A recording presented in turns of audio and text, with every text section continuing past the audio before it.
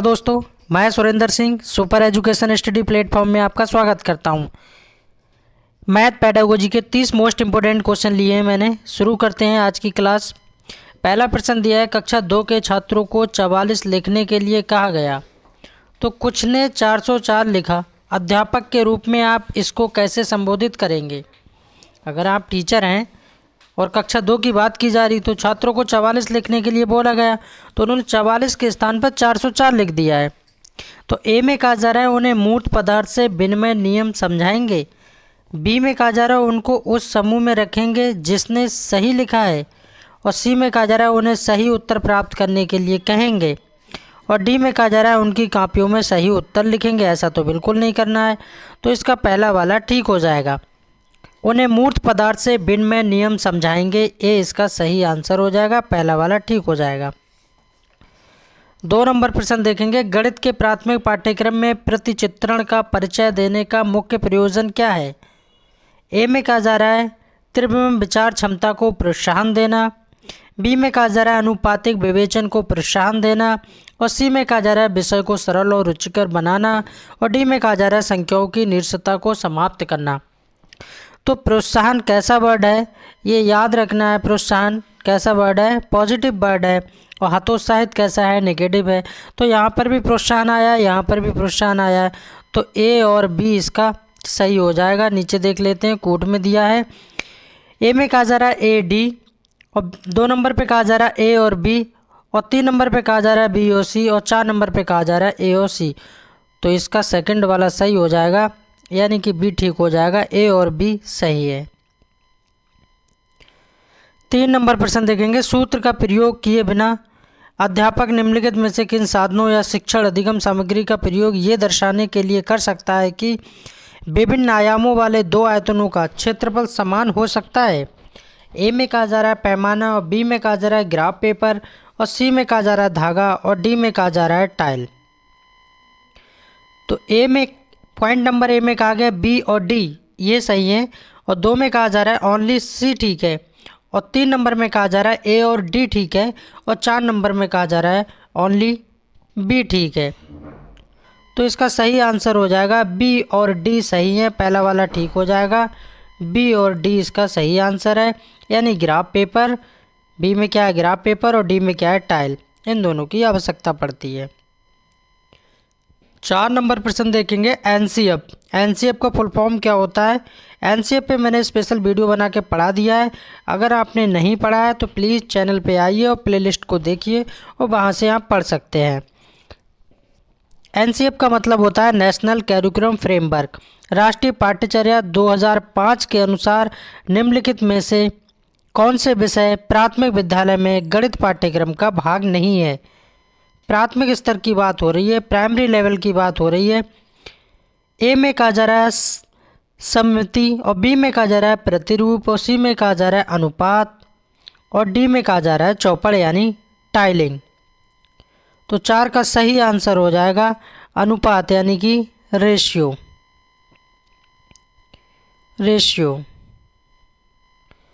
5 number प्रश्न देखेंगे, ये समझाने के लिए कि 1/4 1/3 है, 1/4 और 1/3 निम्नलिखित में से कौन, थोड़ा छोटा कर लेते हैं। ये समझाने के लिए कि 1/4 और 1/3 है, निम्नलिखित में से कौन सी योजना सबसे अधिक उपयुक्त है? ए में कहा जा रहा है कागज़ की पट्टियों का प्रयोग करना, क्या इससे प्रूव कर सकते हैं? बी में कहा जा रहा है डिज़ाइंस ब्लॉक का प्रयोग करना, और सी में कहा जा रहा है संख्या चार्ट का प्रयोग करना, और डी में कहा जा रहा है लघुत्तम समावर्तक विधि का प्रयोग करना।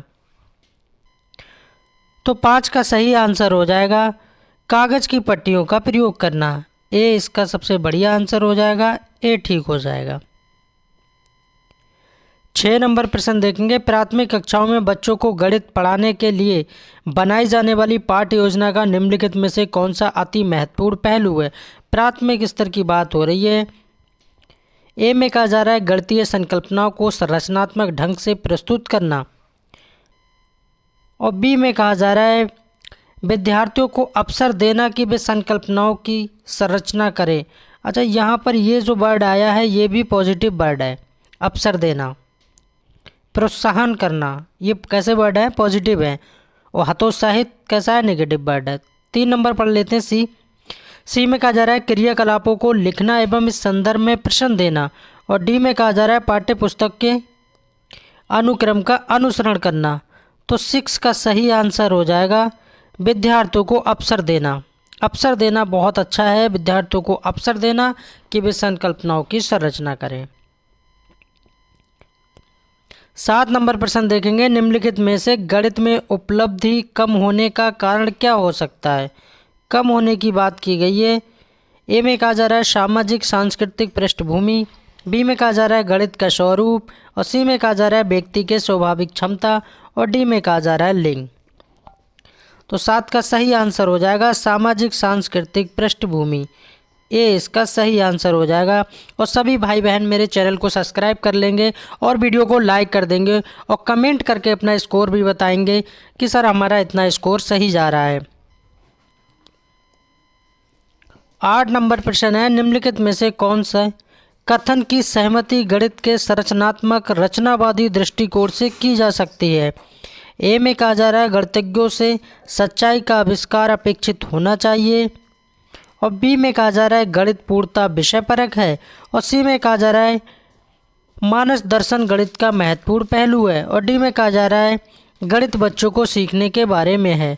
8 का सही आंसर हो जाएगा गणित पूर्णतः विषय परक विषय है, बी इसका सही आंसर हो जाएगा। 9 नंबर प्रश्न देखेंगे। 9 नंबर, निम्नलिखित में से किसे संरचनात्मक यानी रचनावादी गणितीय कक्ष का लक्षण नहीं माना जा सकता। नहीं में पूछा जा रहा है। ए में कहा जा रहा है अध्यापक स्वीकार करता है कि दी गई अन्योन्य क्रिया को विभिन्न विद्यार्थी अलग अलग प्रकार से समझ सकते हैं। ए में कहा जा रहा है। बी में कहा जा रहा है प्राथमिक स्तर पर आकलन के लिए विषय परक प्रकार की परीक्षा का उपयोग किया जाता है, और सी में कहा जा रहा है गणित और दूसरे पाठ्येतर क्षेत्र के बीच के संबंधों को उजागर किया जाता है, और डी में कहा जा रहा है गणित के अधिगम में भाषा और संवादों की भूमिका पर उचित ध्यान दिया जाता है। तो 9 का सही आंसर हो जाएगा प्राथमिक स्तर पर आकलन के लिए विषय परक प्रकार की परीक्षा का उपयोग किया जाता है, बी इसका राइट आंसर हो जाएगा। 10 नंबर क्वेश्चन देखेंगे, गणित के अधिगम के संबंध में निम्नलिखित में से क्या सही नहीं है। मैथ की बात की जा रही है और सही नहीं में पूछा जा रहा है।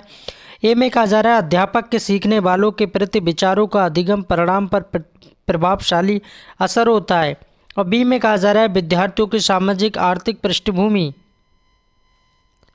का गणित के निष्पादन पर असर पड़ता है, और सी में कहा जा रहा है विद्यालय में दिए जाने वाले निर्देशों की भाषा का असर बच्चों के गणित के प्रदर्शन पर हो सकता है, और डी में कहा जा रहा है गणित में उत्कृष्ट प्रदर्शन की प्रतिमा स्वाभाविक होती है। Ability to perform and excel in mathematics is inlet.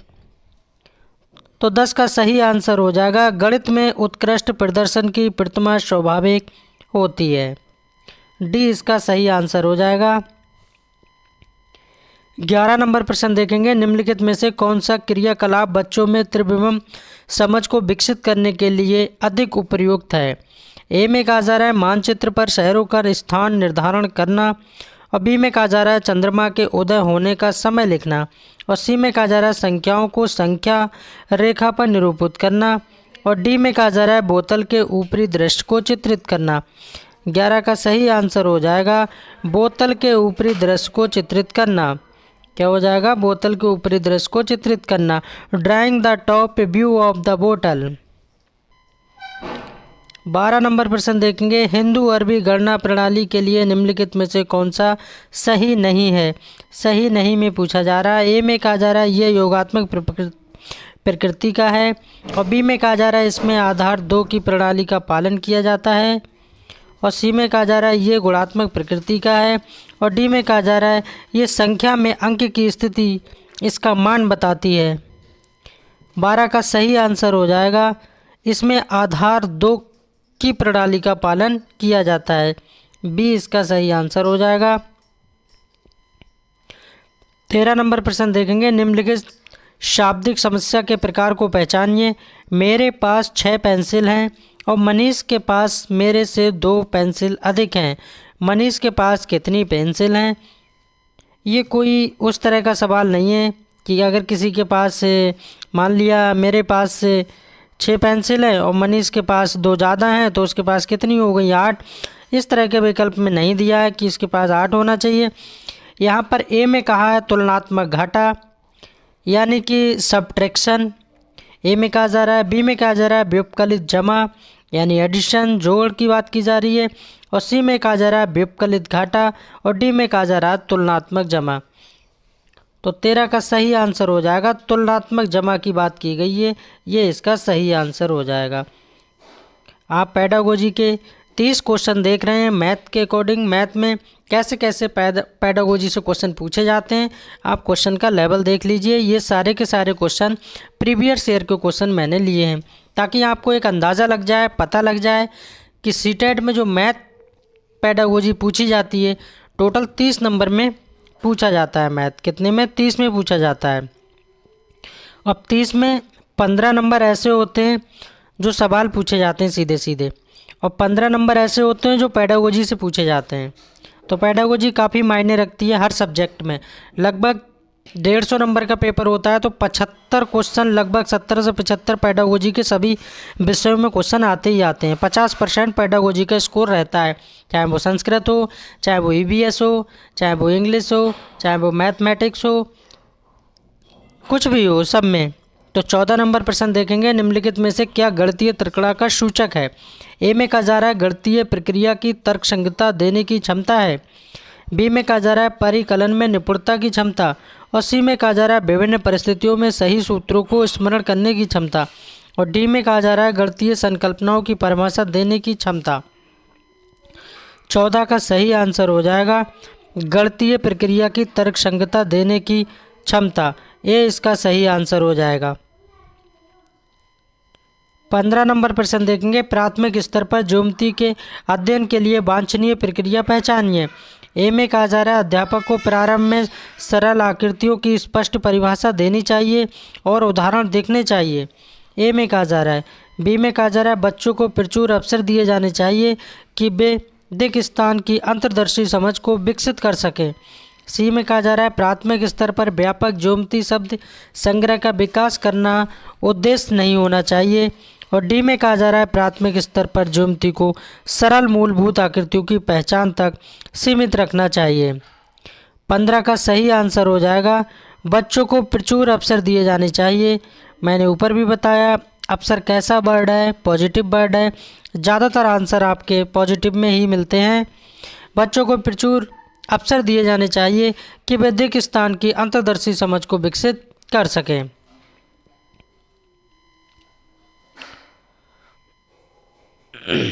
16 number प्रश्न देखेंगे, यदि अवरोही क्रम में रखे गए आंकड़ों के दोनों छोरों से प्रक्षेपण हटाए जाते हैं तो केंद्रीय प्रवृत्ति के कौन से मापन प्रभावित होते हैं?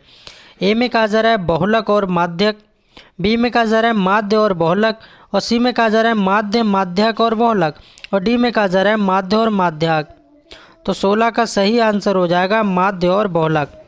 बहुलक क्या चीज़ होती है? बहुलक की बात की जाए जैसे कि 2 है, 3 है, 8 है, 2 है, 9 है और 2 है, ये मैंने संख्याएं लिख दी।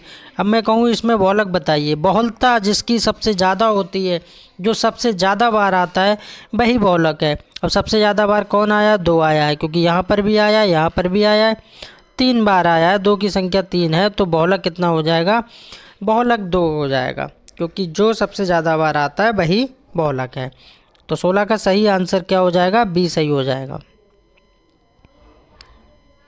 17 नंबर प्रश्न देखेंगे, 20वीं सदी के स्वशिक्षित भारतीय गणितज्ञ प्रतिभावान व्यक्ति कौन थे? 20वीं सदी की बात की जा रही है। ए में कहा जा रहा है हरिश्चंद्र। बी में कहा जा रहा है श्रीनिवास रामानुजन। और सी में कहा जा रहा है श्रीधराचार्य। और डी में कहा जा रहा है आर्यभट्ट। तो इसका सही आंसर हो जाएगा श्रीनिवास रामानुजन। 18 नंबर क्वेश्चन देखेंगे, किसी बंटन का बहुलक ज्ञात किया जा सकता है। ए में कहा जा रहा है से अधिक संचयी बारंबारता वक्र द्वारा। और बी में कहा जा रहा है से कम संचयी बारंबारता वक्र द्वारा, और सी में कहा जा रहा है आयात चित्र द्वारा, और डी में कहा जा रहा है आवृत्ति बहुभुज द्वारा। 18 का सही आंसर हो जाएगा आयत चित्र के द्वारा। किसके द्वारा? आयत चित्र के द्वारा। सी इसका सही आंसर हो जाएगा। 19 नंबर क्वेश्चन देखेंगे, निम्नलिखित समूह में से किसमें सभी त्रिआयामी आकृतियां हैं? त्रिआयामी आकृतियों की बात की जा रही है यहाँ पर 19 नंबर में। ए में कहा जा रहा है घन, घनाभ, गोला और बेलन, और बी में कहा जा रहा है घन, घनाभ, अर्धवृत्त और शंकु, और सी में कहा जा रहा है घन, घनाभ, वृत्त, शंकु, और डी में कहा जा रहा है घन, घनाभ, वृत्त और त्रिभुज। तो 19 का सही आंसर हो जाएगा घन, घनाभ, गोला और बेलन। इसमें त्रिआयामी आकृतियाँ सभी में हैं। 20 नंबर प्रश्न देखेंगे, 100 लाख को निम्नलिखित रूप में भी जाना जाता है। 100 लाख की बात की जा रही है। 100 लाख बराबर क्या होता है? 100 लाख बराबर क्या होता है? 1 करोड़ होता है। क्या होता है? 1 करोड़। 1 करोड़ में कितने लाख होते हैं? 100 लाख होते हैं। वही बात यहाँ पर की जा रही है। ए में कहा जा रहा है 1 मिलियन, बी में कहा जा रहा है 1 बिलियन, और सी में कहा जा रहा है 10 करोड़, और डी में कहा जा रहा है 1 करोड़। तो 20 का सही आंसर हो जाएगा, मैंने बता ही दिया है 1 करोड़। 1 करोड़ बराबर 100 लाख। और 1 मिलियन में कितने लाख होते हैं कमेंट करके यहाँ बताएंगे। 1 मिलियन बराबर 1 मिलियन बराबर लाख बताना है आपको कितने होते हैं। 21 नंबर क्वेश्चन देखेंगे, बच्चों में गणितीय अभिरुचि को विकसित करने के लिए एक अध्यापिका निम्नलिखित गतिविधियां अपनी कक्षा में करवाती है। इसमें से वह चुनिए जो उसके उद्देश्य को पूरा करने में प्रभावी नहीं है। प्रभावी नहीं में पूछा जा रहा है। ए में कहा जा रहा है उन्होंने अपनी कक्षा में एक गणितीय कोना बनाया है जहां पर विद्यार्थी विभिन्न गणितीय गतिविधियां कर सकते हैं। बी में कहा जा रहा है वह हमेशा उस विद्यार्थी की प्रशंसा करती है जो परीक्षा में सबसे अधिक अंक प्राप्त करता है या करती है। और सी में कहा जा रहा है वह बच्चों को भारतीय गणितज्ञ और उनके योगदानों की वीडियो दिखाती है। और डी में कहा जा रहा है वह कक्षा में गणितीय पहेलियाँ और जादुई वर्ग हल करने के लिए देती है। तो 21 का सही आंसर हो जाएगा सेकंड वाला, इसका सही आंसर हो जाएगा वह हमेशा उस विद्यार्थी की प्रशंसा करती है जो परीक्षा में सबसे अधिक अंक प्राप्त करता है या करती है। 22 नंबर क्वेश्चन देखेंगे, निम्नलिखित में से कौन से कथन गणित की प्रकृति के बारे में सबसे उपयुक्त हैं, बेहतर हैं? कौन से कथन सबसे बढ़िया हैं? ए में कहा जा रहा है ये बच्चे को सृजनात्मक बनाने में सहायता करता है, और बी में कहा जा रहा है ये बच्चे की कल्पना को पोषित करने में सहायता करता है, और सी में कहा जा रहा है ये निगमनात्मक विवेचन यानी तर्क पर आधारित है। सही विकल्प का चयन कीजिए। 22 का सही आंसर हो जाएगा ए बी सी। क्या हो जाएगा? ए भी ठीक है और बी भी ठीक है और सी भी ठीक है। दोबारा देख लेते हैं ए बी सी को। सी में ये लिखा है ये निम्नगमनात्मक विवेचन यानी तर्क पर आधारित है, ये ठीक है, और ये बच्चे की कल्पना को पोषित करने में सहायता करता है। और ए में कहा जा रहा है ये बच्चे को सृजनात्मक बनाने में सहायता करता है। 23 नंबर क्वेश्चन देखेंगे, निम्नलिखित में से किसने गणितीय खगोल विज्ञान के क्षेत्र में काम किया है? ए में कहा जा रहा है महावीर, और बी में कहा जा रहा है आर्यभट्ट, और सी में कहा जा रहा है भास्कर प्रथम, और डी में कहा जा रहा है रामानुजन। तो 23 का सही आंसर हो जाएगा आर्यभट्ट। बी इसका सही आंसर हो जाएगा। 24 नंबर क्वेश्चन देखेंगे, निम्नलिखित में से कौन सी स्थिति ये दर्शाती है कि बच्चे ज्ञान का निर्माण स्वयं कर रहे हैं? ए में कहा जा रहा है शिक्षिका ने श्यामपट्ट पर अधूरे पहाड़े लिखे हैं और बच्चे उन पहाड़ों को श्यामपट्ट पर लिखकर पूरा कर रहे हैं। क्या ये टैलेंट दर्शाता है? बी में कहा जा रहा है कक्षा का सर्वोत्तम छात्र या छात्रा पहाड़ों को ऊंचे स्वर में पढ़ रहा है, यानी कि तेज आवाज़ में पढ़ रहा है या पढ़ रही है, लड़का या लड़की कोई भी हो सकता है, और बाकी के विद्यार्थी उन्हें पीछे पीछे बोल रहे हैं। और सी में कहा जा रहा है बच्चे एक साथ पहाड़ों का कविता पाठ कर रहे हैं, और डी में कहा जा रहा है बच्चों को हस्तकौशल सामग्री जैसे संख्याओं के ग्रिड आयताकार सारणियों में व्यवस्थित बच्चों को हस्तकौशल सामग्री जैसे संख्याओं के ग्रिड आयताकार सारणियों में व्यवस्थित गिट्टियाँ दी गई हैं और वे उनका प्रयोग कर गुणन के पैटर्न को खोज रहे हैं। तो 24 का सही आंसर हो जाएगा बच्चों को हस्तकौशल सामग्री जैसे संख्याओं के ग्रिड आयताकार सारणियों में व्यवस्थित गिट्टियाँ दी गई हैं और वे उनका प्रयोग कर गुणा भाग के पैटर्न खोज रहे हैं। डी से बेहतर और कुछ नहीं होगा, सबसे लंबा और सबसे सटीक आंसर। 25 नंबर क्वेश्चन देखेंगे, निम्नलिखित कथनों में से कौन सा सही नहीं है। ए में कहा जा रहा है विद्यार्थियों की त्रुटियों को अनदेखा कर देना चाहिए क्योंकि त्रुटियों की ओर इशारा उनको प्रेरणाहीन करता है। ये तो बात गलत है और गलत ही बात पूछी जा रही है। बाकी भी पढ़ लीजिए, क्योंकि विद्यार्थियों की त्रुटियों को अनदेखा कैसे कर दोगे तो अच्छे टीचर नहीं कहलाओगे। बाकी भी पढ़ लेते हैं। विद्यार्थियों की त्रुटियां उनके सोचने यानी चिंतन की प्रक्रिया के बारे में जानकारी देती हैं। बिल्कुल सही बात है। गणित में त्रुटियां अधिगम का हिस्सा होती हैं, ये भी ठीक बात है। बच्चा जब गलतियां करेगा तभी तो सीखेगा। और डी में गणित में त्रुटियां शिक्षकों को उनके पाठ की योजना बनाने में मदद करती हैं, तो ये इसका सही आंसर था।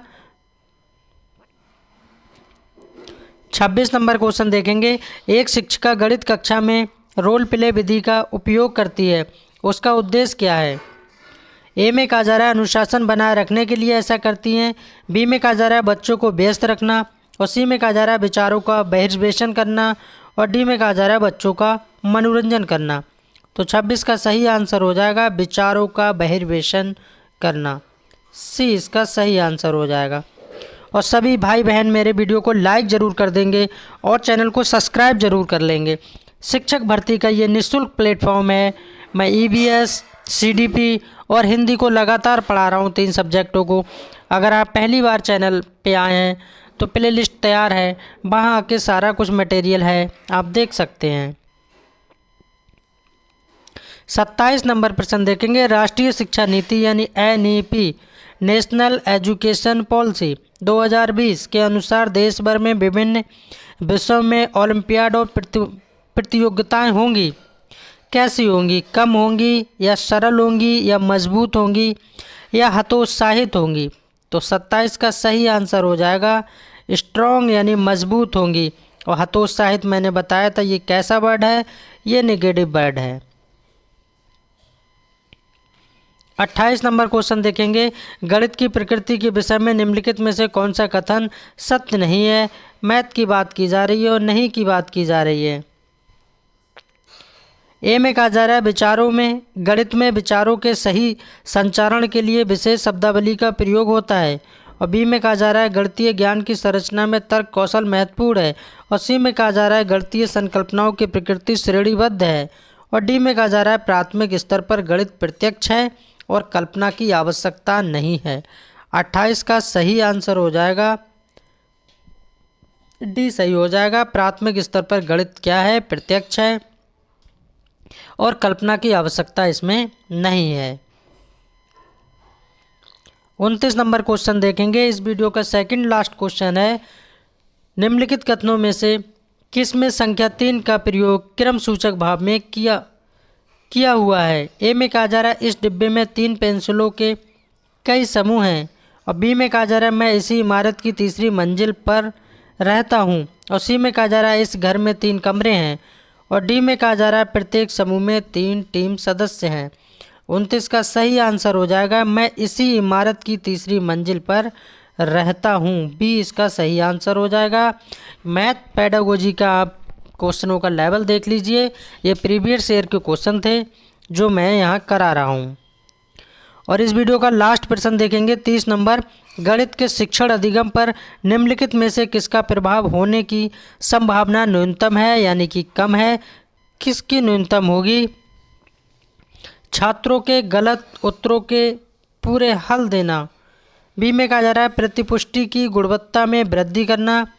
और सी में कहा जा रहा है मूल्यांकन के परिणाम के प्रयोग से शिक्षण में परिवर्तन करना। और डी में कहा जा रहा है मूल्यांकन के कारण छात्रों के आत्मविश्वास पर प्रभाव पड़ने के तरीकों की जानकारी होना। तो छात्रों के गलत उत्तरों के पूरे हल देना, ये बात जो है गलत है। न्यूनतम पूछी जा रही है, कम मायने रखती है, बाकी सभी कुछ ठीक है। उम्मीद करता हूँ कि सब कुछ कंप्लीट हो चुका होगा। आपकी तैयारी भी ज़ोरों शोरों से चलती होगी। 21 जनवरी को आपका एग्ज़ाम है सीटेट का। मिलते हैं नेक्स्ट वीडियो में। Thanks for watching. Please subscribe my channel.